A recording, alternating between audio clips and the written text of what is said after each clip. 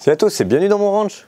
Aujourd'hui, phase 3 de la R5, on va attaquer le démontage de la boîte de vitesse. Tout ce qu'on a fait au périphérique, tout est fonctionnel, tout va bien. Il ne reste plus que la transmission à démonter pour voir d'où vient le problème. On a de la chance, on a rencontré un gars qui s'y connaît pas mal en R5. Le problème ne viendrait pas du convertisseur de couple apparemment. On va changer la boîte de vitesse, on va voir. Let's go.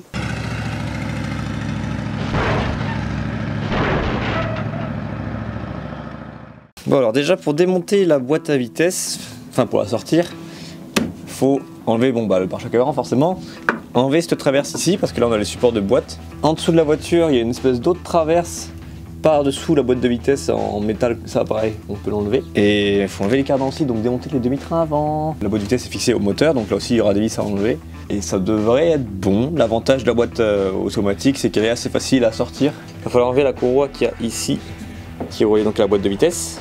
On va aussi virer cette espèce de barre en métal qui fait chier, qui prend la place pour rien là. On va se faire le plus de place possible pour pas trop être emmerdé. Oh putain, il va se remettre à chanter lui. On travaille en chanson ici. Ouais. Avec des chansons de l'époque. Ouais. De la R5. C'est ça. Bon, au moins on est dans le thème, c'est bien. Non, ça encore plus les chansons de l'époque de la traction avant plutôt. Ah ouais. Traction avant, c'est les années 40, non? Oui, c'est la guerre, 39-40. Oh putain. Bon, moi j'ai chanté des chansons dans le thème de la tenue. Il y a quoi comme à cette époque-là? 70 72. 72, c'est disco. Disco? Ah bien. D-I-S-C-O. Je crois que le mieux, c'est quand tu fermes ta gueule. J'avoue. Ça dégage. Toute table. Non, c'est pas exactement ça qu'il dit, je crois. Voilà, ça c'est fait. Good. Maintenant, je vais enlever le câble du kickdown. Ça va nous laisser des marques cette voiture. Ouais, je pense. Ouais. Des souvenirs. Insouvenissable. Ouais, voilà. Un qu'on n'oubliera pas. Voilà. Bon alors pour essayer de pas trop se perdre au niveau de l'ordre des vis, donc bon ça chez moi c'est supposé être la cloche de boîte à vitesse, c'est exactement ça. Là on a ça ici, on va commencer à démonter les vis et puis on va les placer une par une pour pas les perdre. Donc on a tout enlevé, on a enlevé la poulie, et derrière la poulie il y a cette espèce de roulement avec 3 vis ici, donc on va enlever ça, et c'est lui qui maintient en gros la transmission un peu en place en quelque sorte. Là. Donc on va virer ça, et puis là la transmission va bientôt sortir.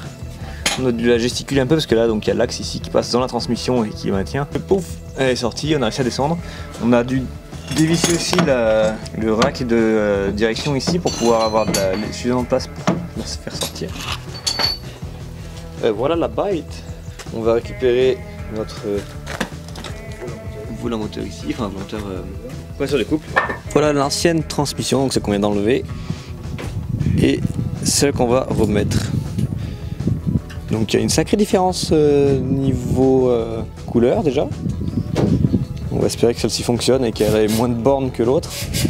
Si on a de la chance, ça va le faire. Sinon, tant pis, au moins on aura essayé. Bon voilà, nous sommes quelques jours plus tard. Alors bon, je n'ai pas pu filmer tout le remontage ni tout le démontage derrière parce que j'avais les mains pleines d'huile et je vais pas en foutre plein la caméra.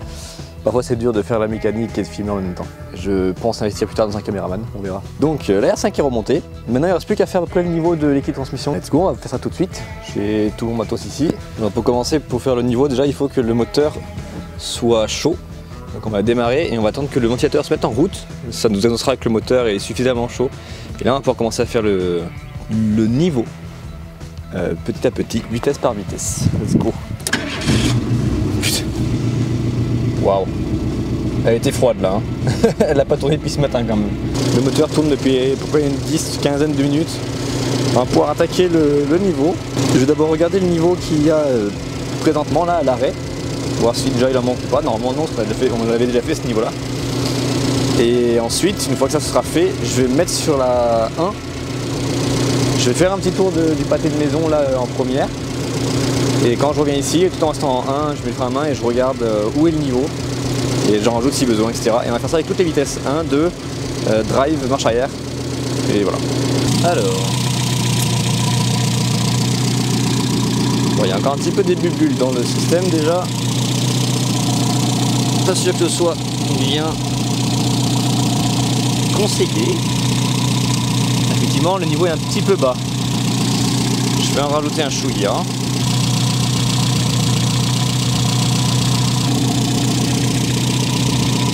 Ok. Bon, là maintenant, à l'arrêt, le niveau est bon. Maintenant, ce qu'on va faire, on va se mettre en première.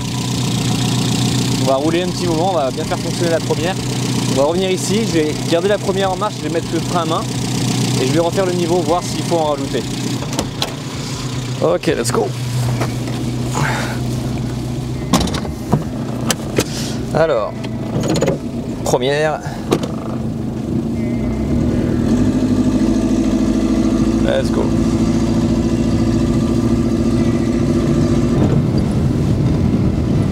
Ok, tu joues dans la direction.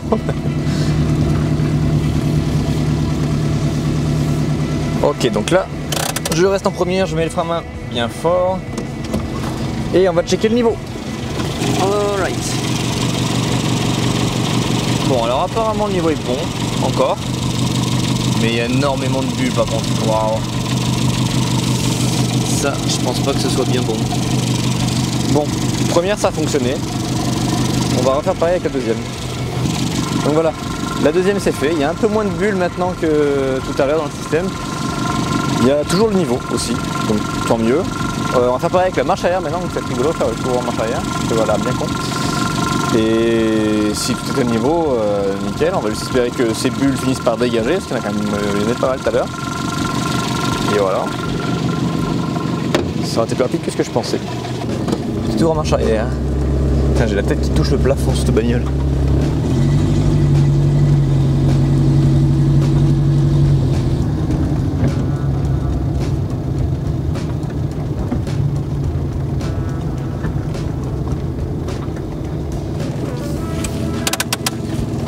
Le niveau est toujours bon.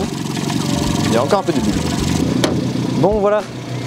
Les niveaux sont faits à toutes les vitesses, j'ai tout vérifié, tout est bon à chaque fois à niveau. Je vais continuer à faire tourner encore un petit peu, histoire de finir de virer toutes les bulles qu'il y a dans la transmission.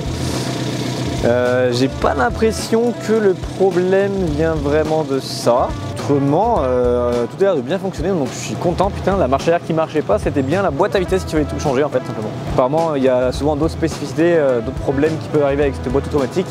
Parfois, c'est des condenseurs qui sont dans la boîte à vitesse qu'il faut changer, car d'origine ils sont chimiques et on peut les changer avec des magnétiques je crois ou quelque chose comme ça. Enfin bon, bref, ça commence à devenir un peu trop poussé pour moi pour l'instant.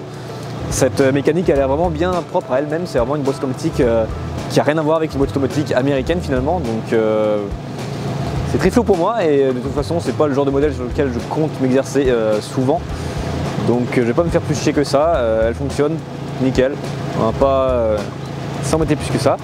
Maintenant on va passer au contrôle technique et on va voir ce qui va se passer, faire la carte grise et puis voilà. Et ceci clôt le projet R5. Parlons de projet, il y a un nouveau projet qui arrive sur la chaîne qui va remplacer la Porsche, car je me suis séparé de la Porsche, la 924. Je lui ai trouvé une remplaçante.